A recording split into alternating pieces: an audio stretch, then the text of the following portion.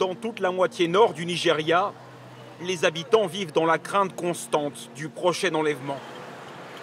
Ils ont particulièrement peur pour leurs enfants, qui sont les premières cibles ici. Des vidéos comme celle-ci font chaque jour ou presque la une des médias. On y voit des écoliers, des élèves, otages de groupes armés, retenus prisonniers dans des camps secrets. Plus de 1500 jeunes Nigérians ont ainsi été kidnappés en 2021.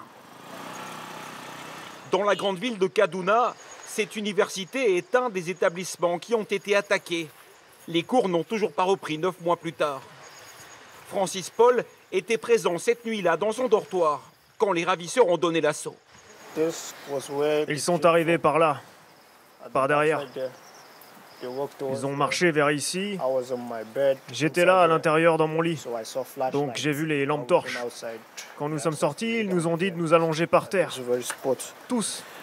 Mon camarade de chambre a essayé de s'enfuir. Ils lui ont tiré dessus. Il était blessé au ventre et au genou.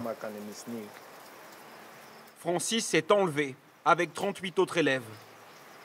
Le groupe est conduit à marche forcée à travers champs pendant plus de 18 heures, jusqu'au camp des assaillants en pleine forêt. C'est là que sont filmées ces vidéos.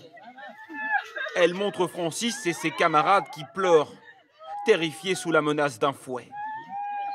Nous demandons au gouvernement de venir nous aider. Merci. Ces vidéos ont été envoyées aux parents pour exiger une rançon de plus d'1 million d'euros. Les élèves ont passé 2 mois en captivité ici avant d'être libérés très affaiblis.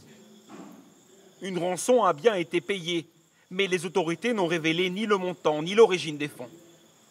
Quand je repense à ce qui s'est passé, j'ai l'impression que c'était hier. Je suis toujours traumatisé.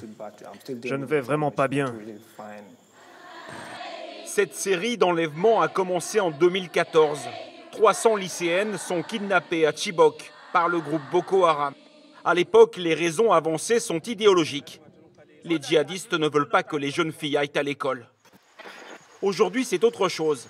Les ravisseurs ont pris exemple sur Boko Haram, mais leur seul objectif, c'est l'argent. Et pour ça, ils sont prêts à tout, jusqu'à exécuter les otages. Voici la chambre de Dorothée.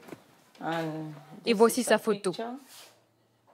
Dorothée étudiait les sciences politiques dans une autre université de Kaduna. Elle a été enlevée le lendemain de son 23e anniversaire et tuée 2 jours plus tard, avec 2 autres étudiants.